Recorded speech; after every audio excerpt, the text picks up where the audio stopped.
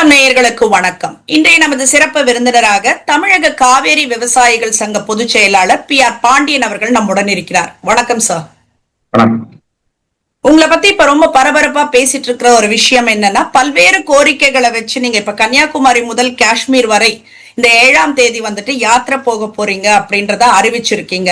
இது எதற்கான யாத்திரை சார்? மத்திய அரசை எதிர்த்தா இல்ல மாநில அரசை எதிர்த்தா? எந்த அரசையும் எதிர்த்து இந்த பயணம் மேற்கொள்ளவில்லை. அது மத்திய அரசாக இருந்தாலும் மாநில அரசாக இருந்தாலும் சரி.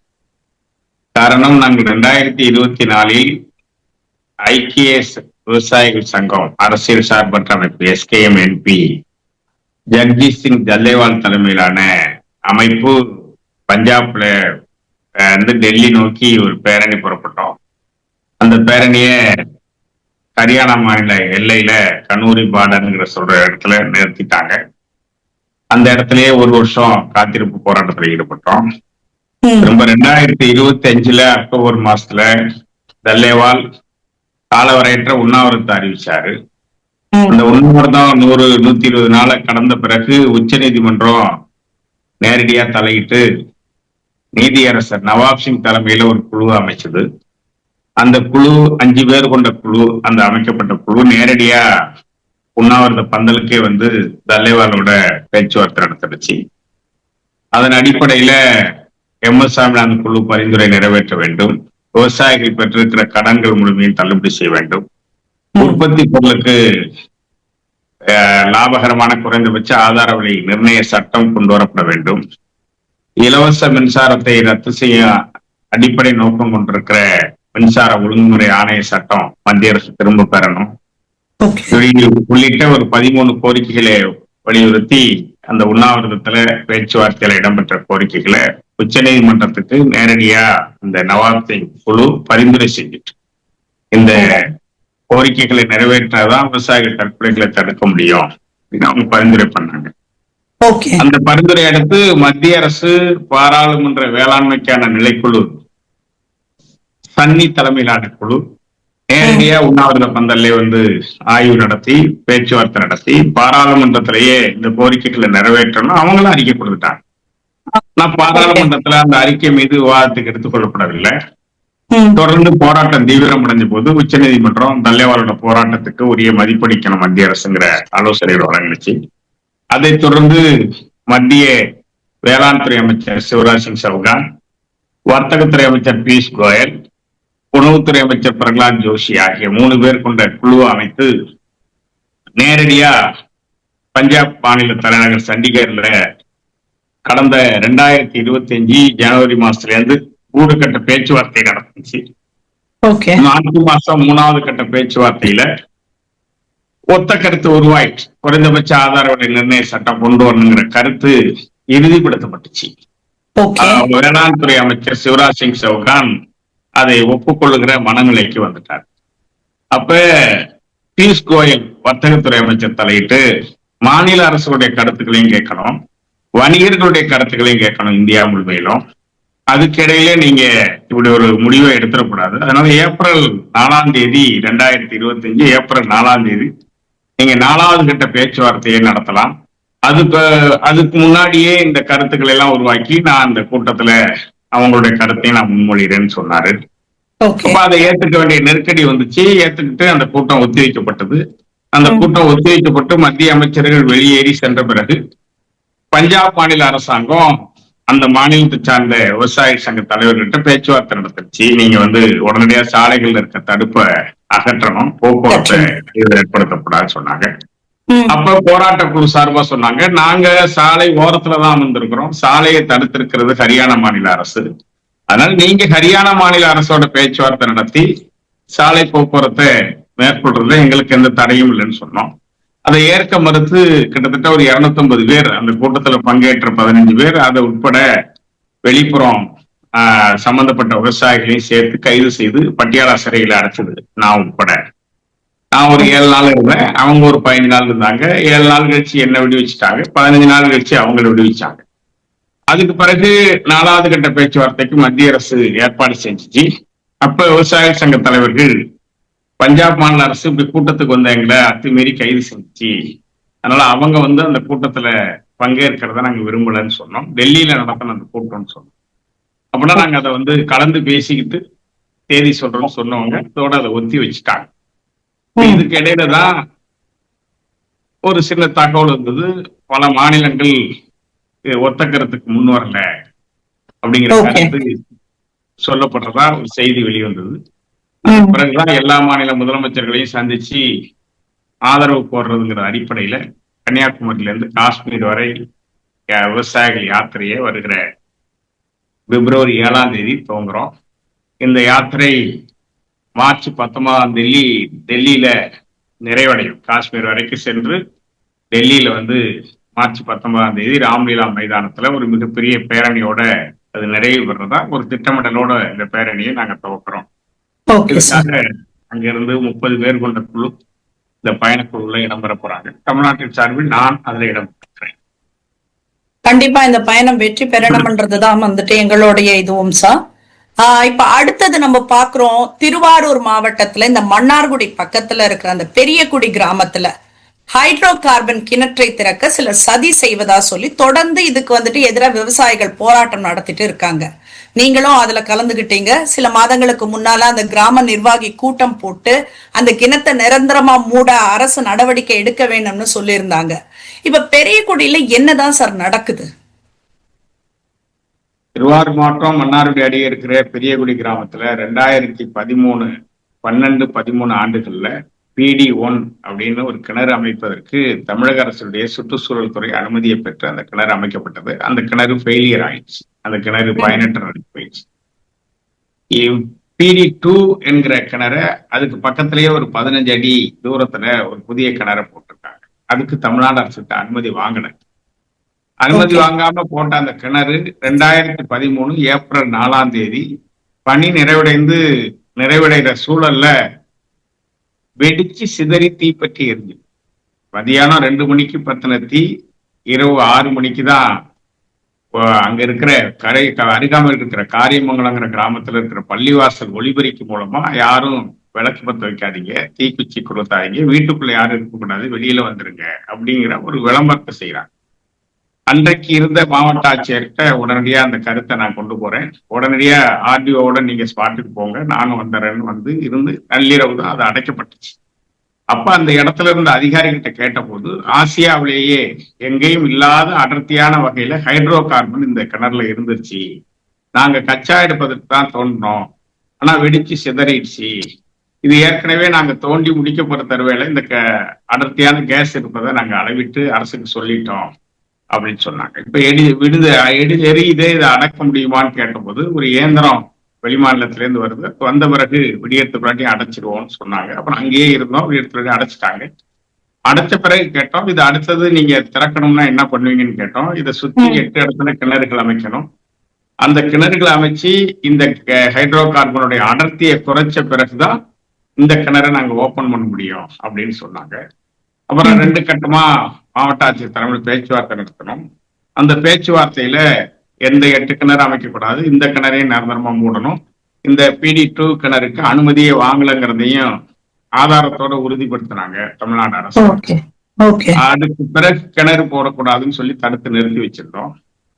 2015 தமிழ்நாடு அரசோட அனுமதி இல்லாமலேயே இப்படி ஒரு கருத்து கேட்பு கூட்டத்துல முடிவெடுத்திருக்கிறத மீறி சட்டத்துக்கு புறம்பா ONGC விக்கிரபாண்டியங்கிற கிராமத்துல போய் புதிதா ஹைட்ரோ கார்பன் கிணறு அமைக்கிறதுக்கான இடத்தை சமன் செஞ்சு அதுக்கான அடிப்படை பணிகளை மேற்கொண்டாங்க. அப்ப அந்த கிணறுக்கு எதிராக சட்டவிரோதமா இங்க கிணறு அமைக்கக்கூடாதுன்னு ஒரு ஆர்ப்பாட்ட நடத்தினத்துல போட்டதுதான் என் மீதான பொது சொத்துக்கு ONGC சொத்துக்கள் சேதப்படுத்தப்பட்டதா. அந்த ONGC சொத்து அல்லது அது அங்க ஒப்பந்த பணியில ஈடுபட்டிருந்த ஒரு தனி நபர் இந்த புகாரை ஆர்ப்பாட்டம் நடந்த மறுநாள் காவல்துறையில கொடுத்து அன்னைக்கு இந்த புகார் மீது ஒரு வழக்கு பதிவு செய்யப்பட்டது. அதற்கு பிறகு அதனை தொடர்ந்து ஒரு 2 மாதம் கழித்து மீண்டும் வடபாதிமங்கலம் அருகே ஆதிவிடங்குங்கிற கிராமத்துல போய் அடுத்த கிணறு போடுறதுக்கான எல்லைக்கல் பதிச்சாங்க. அந்த எல்லைக்கல்லையும் பிடிங்கி தூக்கி எறிஞ்சிட்டோம். ஏன்னா அரசோட அனுமதி இல்லாம நீங்க எந்த இடத்துலயும் அறிவிக்க கூடாதுன்றது அப்படிங்கிற அடிப்படையில சட்டத்துக்கு உட்பட்டு நாங்க போராட்டம். ஆனா அனுமதி பெறாமலே ONGC மிரட்டி விவசாயிகளை ஒடுக்கிட்டு ஹைட்ரோ கார்பன் கிணறுகளை அமைக்கலாங்கிற நடவடிக்கை எடுத்தாங்க. அப்ப இதன் மீது வழக்கு விக்கிரபாண்டிய கிணறுல போட்டதுக்கு அதை எதிர்கொள்ளணுங்கிறதுக்காக தென்னிந்திய பசுமை தீர்ப்பாயத்துல அன்னைக்கு தமிழக காவிரி விவசாய சங்க சார்பில் என் பெயர்ல வழக்கறிஞர் சிவராஜசேகரன் என்பவர் ஒரு வழக்கை தொடர்ந்தோம். அந்த வழக்கில ஓஎன்ஜிசி நிறுவனத்திற்கு தடை விதிக்கப்பட்டது. ஹைட்ரோ கார்பன் கிணறு என்பதை ஆதாரத்தோடு நிரூபிக்கப்பட்டதால் ஓஎன்ஜிசி அரசோட அனுமதி இல்லாம கிணறுகள் போட்டு இப்படி காவிரி டெல்டா பாலைவனமா மாத்துறதை அனுமதிக்க முடியாது, அதனால உங்களுக்கு இடைக்கால தடை விதிக்கிறேன்னு சொன்னாங்க. அந்த தடையை நீக்குவதற்கு ஓஎன்ஜிசி நிர்வாகம் தென்னிந்திய பசுமை தீர்ப்பாயத்தில் ஒரு அபிடிவேட் கொடுக்குறாங்க. பி.ஆர். பாண்டியன் ஓஎன்ஜிசியிடம் 100 கோடி கேட்டு பேரம் பேசினார். கொடுக்க மறுத்ததால் அவதூறான ஒரு வழக்கை இங்கு பதிவு செய்திருக்கிறார். அவர் மீது இங்கே நடவடிக்கை எடுத்து ஓஎன்ஜிசி மீது விதிக்கப்பட்டுள்ள தடையை நீக்க வேண்டும் என்று ஒரு எழுத்துப்பூர்வமான அறிக்கையை தென்னிந்திய பசுமை தீர்ப்பாயத்தில் கொடுக்கப்பட்டது. அன்றைய தினம் அந்த வழக்கு விசாரணைக்கு வருகிற அன்று இந்திய கம்யூனிஸ்ட் கட்சியினுடைய மூத்த தலைவர் நல்லக்கண் அவர்களும் மறுமலர்ச்சி திராவிட முன்னேற்ற கழகத்தினுடைய பொதுச் செயலாளர் திரு வைகோ அவர்களும் ஸ்ரீவைகுண்டம் ஏரியில் மணல் எடுப்பது சம்பந்தமான ஒரு வழக்கிலே எதிர்கொள்வதற்காக அந்த நீதிமன்றத்துக்கு வந்தார்கள். அப்பொழுது அந்த நீதிமன்றத்தில் பரபரப்பாக இந்த வழக்கு குறித்து விவாதிக்கிற போது வைகோ கேட்டார், நானும் இந்த வழக்கிலே நான் ஆஜராகி நான் வாதாட விரும்புகிறேன் என்று கேட்டார். எங்களுடைய வழக்கறிஞர் நான் உட்பட அதற்கு ஆதரவு தெரிவித்தோம். நீதிபதியும் அதை அனுமதித்தார். எனவே அந்த வழக்கிலே முதன்மை வழக்கறிஞராக வைகோவே தலையிட்டு முதலில் தடைக்கான மூல வழக்கை ஒத்திவைக்க வேண்டும், இப்படி போராளிகள் மீது அவதூறு வழக்கு அவதூறான ஒரு குற்றச்சாட்டை சுமத்துவது என்பது ஏற்க முடியாது, இது ஆதாரப்பூர்வமாக ஹைட்ரோ கார்பன் கிணறு காவிரி டெல்டா பாதுகாக்கப்பட்ட வேளாண் மண்டலமாக அறிவிக்க வேண்டும் என்கிற மூல வழக்கு. ஆகவே இந்த விவசாயிகளை ஒடுக்குகிற அச்சுறுத்துகிற வகையில் இந்த வழக்கு பதியப்பட்டிருக்கிறது. உடனடியாக அதற்கான ஆதாரங்களை கொடுத்து முதலில் இந்த வழக்கை முடிவுக்கு வந்த பிறகுதான் மூல வழக்காக இருக்கிற தடை குறித்து விவாதிக்க வேண்டும் என்று கேட்டோம். உடனடியாக நீதியரசரும் அதை ஏற்றுக்கொண்டு வழக்கு ஒத்திவைக்கப்படுகிறது, தடை நீடிக்கிறது. பி.ஆர். பாண்டியன் மீது சுமத்தப்பட்ட குற்றச்சாட்டுக்கான ஆதாரங்களை நிரூபிக்கிற வரையும் இந்த அடுத்த மூல வழக்கு விசாரிக்க இயலாது என்பது நீதிபதி திட்டவட்டமாக அறிவித்துள்ளார். பிறகு ஒரு 5 தினங்கள் கழித்து மீண்டும் அதே ஓஎன்ஜிசி நிறுவனம், நான் பகிரங்க மன்னிப்பு கேட்கிறேன், ஓஎன்ஜிசிக்கு தடை விதித்ததால் உலகளாவிய அளவில் ஓஎன்ஜிசி மீது ஒரு தவறான பார்வை திரும்பிவிட்டது, அது மட்டுமல்ல மத்திய அரசுக்கு மிகப்பெரிய பொருளாதாரத்தை ஈட்டக்கூடிய ஓஎன்ஜிசி நிறுவனத்திற்கு பின்னடைவு ஏற்பட்டு விட்டது, அதனால் இங்க இருக்கிற அதிகாரிகளுக்கெல்லாம் மிகப்பெரிய நெருக்கடியாகிவிட்டது. எனவே எங்களை பாதுகாத்துக் கொள்வதற்காக ஓஎன்ஜிசியை பாதுகாப்பதற்காக நாங்கள் அப்படி ஒரு தவறான ஆதாரமற்ற குற்றச்சாட்டை சுமத்தியது உண்மைதான், எனவே நாங்கள் பகிரங்கமாக மன்னிப்பு கேட்டு அந்த கடிதத்தை திரும்ப பெற்றுக் கொள்கிறோம் என்று கேட்டார்கள். அதற்கு பிறகு நீதியரசர் ஒப்புக்கொண்டு திரும்ப பெறப்பட்டது. ஆனால் தடையை நீக்கப்பட்டதை தவிர ஹைட்ரோ கார்பன் எரிவாயு எடுப்பதற்கான வழக்கு தொடர்ந்தது. 2016 இறுதியில் மத்திய அரசும் மாநில அரசும் இனி காவிரி டெல்டாவில் ஹைட்ரோ கார்பன், மீத்தேன், பாறை எரிவாயு, ஷெல் கேஸ் உள்ளிட்ட எந்த ஒரு புதிய கிணறுகள் அமைப்பதற்கு அனுமதி கிடையாது. அதுபோல கிணறுகள் அமைப்பதற்கு முன்னதாக வெடி வைத்து ஆய்வு செய்வதற்கான அனுமதியும் நாங்கள் ரத்து செய்து விட்டோம், கொள்கை பூர்வமாக நாங்கள் ரத்து செய்து விட்டோம். விரைவில் காவிரி டெல்டா பாதுகாக்கப்பட்ட வேளாண் மண்டலமாக அறிவிக்கப்படும் என்று 2016 மத்திய அரசும் மாநில அரசும் எழுத்துப்பூர்வமான கொள்கை முடிவை நீதிமன்றத்தில் தெரிவித்தது. அதற்கு பிறகு 2017 மத்திய அரசு மாநில அரசு ஒப்புக்கொண்ட அடிப்படையில் இனி காவிரி டெல்டாவில் எந்த ஒரு புதிய கிணறுக்கும் ஆய்வு செய்வதற்கோ கிணறுகள் அமைப்பவோ ஓஎன்ஜிசி செயல்படவோ ஒட்டுமொத்தமாக நிரந்தர தடை விதித்தது நீதிமன்றம். வழக்கு முடித்து வைக்கப்பட்டது. 2016 முன்னதாக அனுமதி பெற்று செயல்பாட்டில் உள்ள கிணறுகள் மட்டும் தொடர்வதற்கு அனுமதி கொடுக்கப்பட்டது. இதோடு அந்த வழக்கு முடித்து வைக்கப்பட்டது. அதற்கு பிறகு 2020 பாதுகாக்கப்பட்ட வேளாண் மண்டலம் அறிவிக்கப்பட்டது. இந்த அடிப்படையிலே தான் இந்த காவிரி டெல்டா பாதுகாக்கப்பட்ட வேளாண் மண்டலத்திற்கு அடிப்படையான இந்த விக்கிரபாண்டியம் பெரியகுடி ஹைட்ரோ கார்பன் கிணறு எங்கள் மீது தொடரப்பட்ட வழக்கு தான். நாங்கள் தென்னிந்திய பசுமை தீர்ப்பாயத்தில் இந்த வழக்கை சுட்டிக்காட்டி தான் இந்த அவசரமாக அந்த வழக்கு பதிவு செய்யப்பட்டது. அதன் அடிப்படையில் தான் நீதிபதியும் வழக்கை ஏற்றுக்கொண்டார். ஆகவே அந்த வழக்கின் மீதுதான் எனக்கு சென்ற டிசம்பர் மாதம் கூட 13.5 ஆண்டு சிறை தண்டனை விதிக்கப்பட்டு உயர்நீதிமன்றத்தில் மேல்முறையீடு செய்யப்பட்டு பிணையில் நான் வெளியில் வந்திருக்கிறேன். அதை நீதிமன்ற தீர்ப்பை ஏற்றுக்கொள்வது என்பது சட்டத்தின் அடிப்படையில் நாம் ஏற்றுக்கொள்ள வேண்டும். அதற்கான நீதியை உரிய அளவில் சட்ட ரீதியாகத்தான் உயர்நீதிமன்றத்தில் மேல்முறையீடு செய்து அதில் இருந்து நாம் விடுதலை கோர முடியும் என்கிற அடிப்படையில் அந்த வழக்கை நான் மதித்து ஏற்றுக்கொண்டிருக்கிறேன். இன்றைக்கும் காவிரி டெல்டா பாதுகாக்கப்பட்ட வேளாண் மண்டலம் என்கிற அந்த பகுதியில் எந்த ஒரு திட்டத்தையும் பேரழிவு திட்டங்களுக்கு அனுமதிக்க மாட்டோம். இது ஒரு புறம் இருக்கிறது. இதுக்கு இடையிலேயே 2024 ஆகஸ்ட் மாதம் 15ஆம் தேதி சுதந்திர தினத்தன்று நான் ஒரு போராட்டத்தை அறிவித்தேன். அந்த கிணறை மீண்டும் திறப்பதற்கும் அதை சரிபடுத்தி செயல்பாட்டு கொண்டு வருவதற்கான முயற்சியை மேற்கொள்ளுகிற போது அதுக்கு எதிராக ஒரு உண்ணாவிரத போராட்டம் போட்டோம். அந்த போராட்டத்தில் பேச்சுவார்த்தையின் அடிப்படையில் முழுமையாக மாவட்ட ஆட்சியர் தலைமையில் நம் சங்கத்தின் சார்பில் 2 பிரதிநிதிகள் அடங்கிய குழு, ஆய்வாளர்கள், சுற்றுச்சூழல் துறை அதிகாரிகள் கொண்ட குழு அமைக்கப்பட்டது.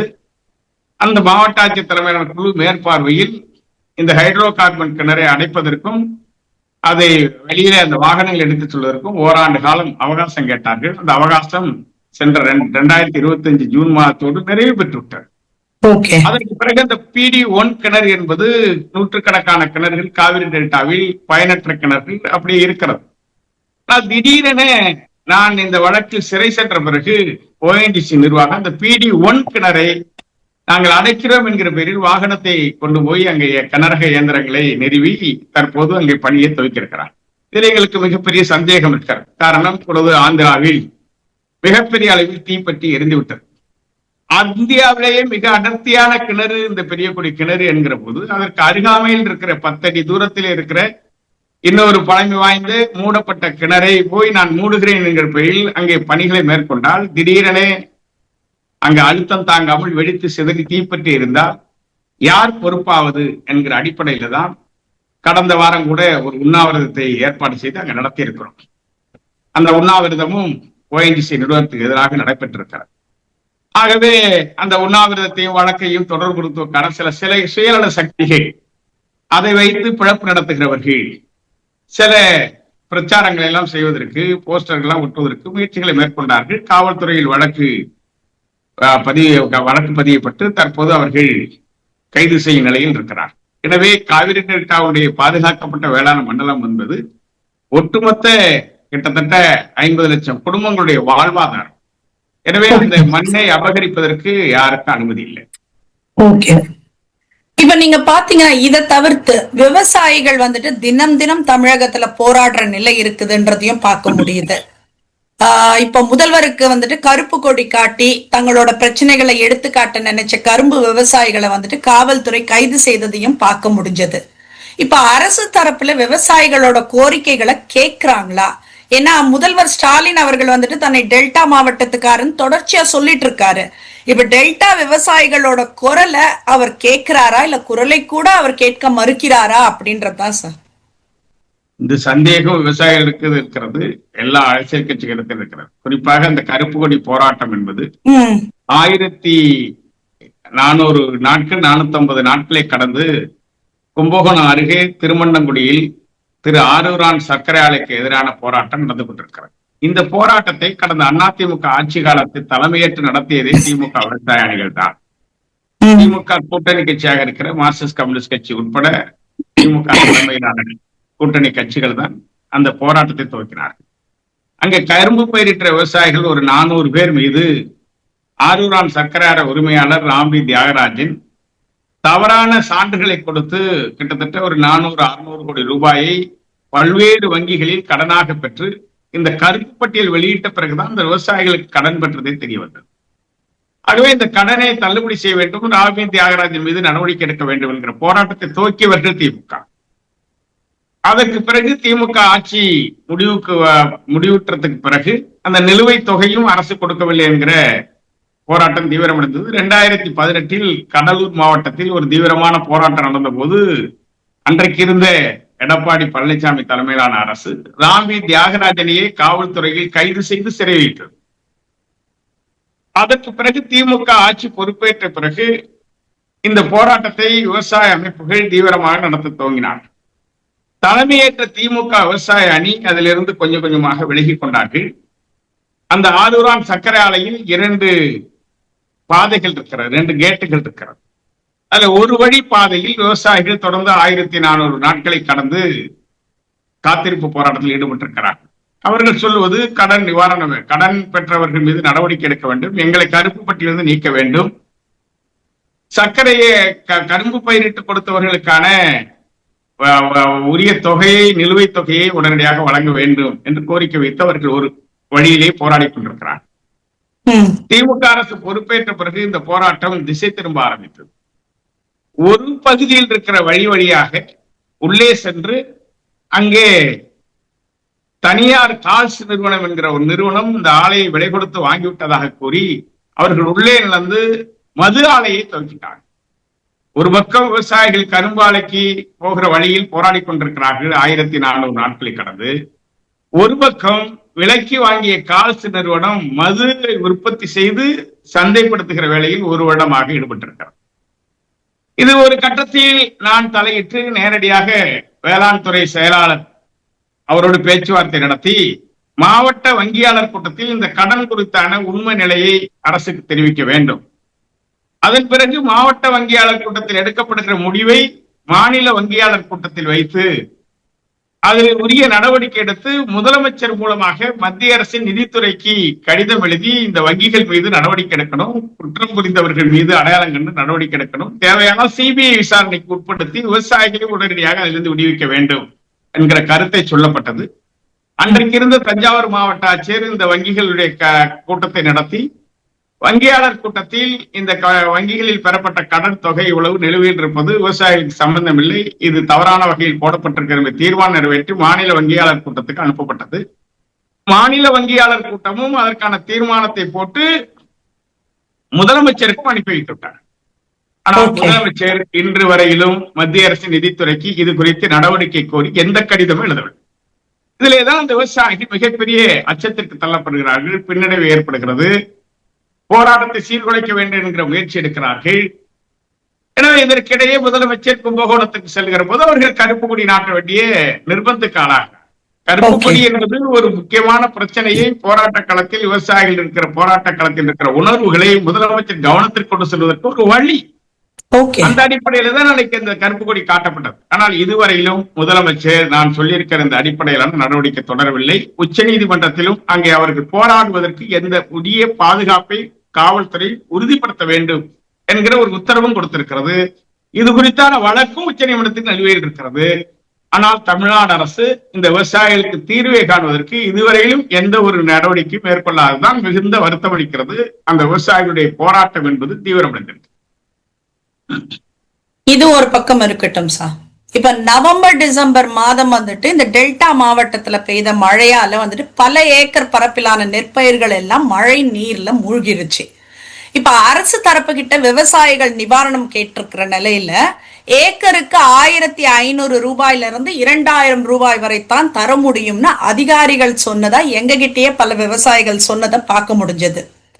சில இடங்கள்ல விவசாயிகள் கிட்ட அதிகாரிகள் பேரம் பேசுவதாகவும் குற்றம் சாட்டப்படுது. இதெல்லாம் நீங்க எப்படி பாக்குறீங்க சார்? திமுக அரசு பொறுப்பேற்றதுக்கு பிறகு காப்பீட்டு திட்டத்தில் காப்பீடு செய்கிற விவசாயிகளுக்கு இழப்பு ஏற்படுகிற போது உரிய இழப்பீடை பெற்றுத் தருவதில்லை. 4 ஆண்டு காலமாக காப்பீட்டு நிறுவனத்திலிருந்து இழப்பீடு பெறுவதற்கான வாய்ப்பே இல்லாத நிலையை திமுக அரசு உருவாக்கிவிட்டது. காரணம் 2018 பிரதமர் வேளாண் காப்பீட்டு திட்டம் என்கிற பெயரில் பெயர் மாற்றம் செய்யப்பட்டு 13-18 நிறுவனங்களை பிரதமர் தனியார் காப்பீட்டு நிறுவனங்களை அதில் அனுமதித்திருக்கிறார். தமிழகத்தில் ஏற்கனவே மத்திய அரசுடைய வேளாண் காப்பீட்டு நிறுவனமும் இந்த திட்டத்தில் செயல்படுது.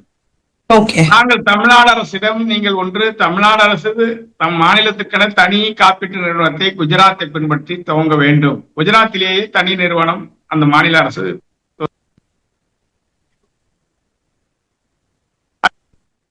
நிறுவனத்தை துவங்கியிருக்கிறார். ஒன்று தமிழ்நாடு அரசு துவங்க வேண்டும், இல்லை என்றால் தேசிய வேளாண் காப்பீட்டு நிறுவனத்தின் மூலமாக இந்த காப்பீட்டு திட்டத்தை செயல்படுத்துங்கள் என்று சொன்னார். அதிகாரம் மிக்கவர்கள் அந்த காப்பீட்டு நிறுவனத்தின் பங்குதாரர்களாக இருப்பதால் வேளாண் துறையும் அந்த காப்பீட்டு நிறுவன விவசாயிகளுக்கு ஆதரவான வகையில் சட்டப்படி அவர்களுக்கான இழப்பீடை பெற்றுக் கொள்வதற்கு முன்வரவில்லை என்கிற தகவலும் பரவி கொண்டிருக்கிறது. இதுல உண்மை என்ன என்பதை யாராலையும் உறுதிப்படுத்த முடியாது. ஓகே. ஆகவே இந்த ஆண்டுக்கு பொறுத்தவரையிலும் நமது தமிழ்நாடு அரசு பேரிடர் மேலாண்மை துறையின் மூலம் நிவாரணத் தொகை அந்த உற்பத்தி செலவில் ஒரு பகுதியை அவர்கள் ஏற்றுக்கொள்வது வாடிக்கையான ஒன்று. கிட்டத்தட்ட 32 மாவட்டங்களில் இந்த ஆண்டு பாதிக்கப்பட்டதாக கூடி 111 கோடி ரூபாய் நிதி ஒதுக்கீடு செய்திருப்பதாக அறிவித்திருக்கிறார்.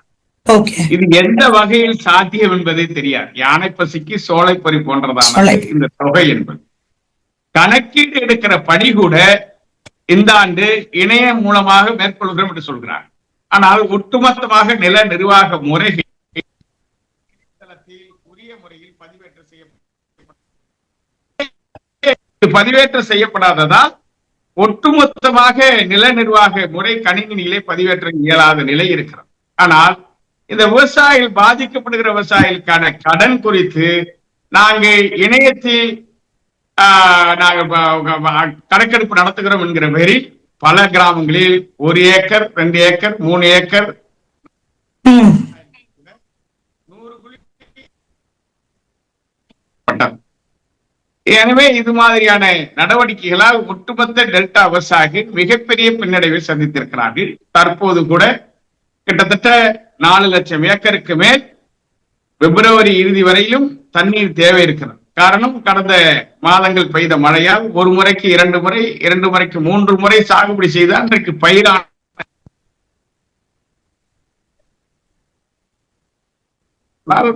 ஜனவரி 28 அவர்கள் நடத்தி விட்டார். கடமை முடிந்து விட்டது தமிழ்நாடு அரசுக்கு.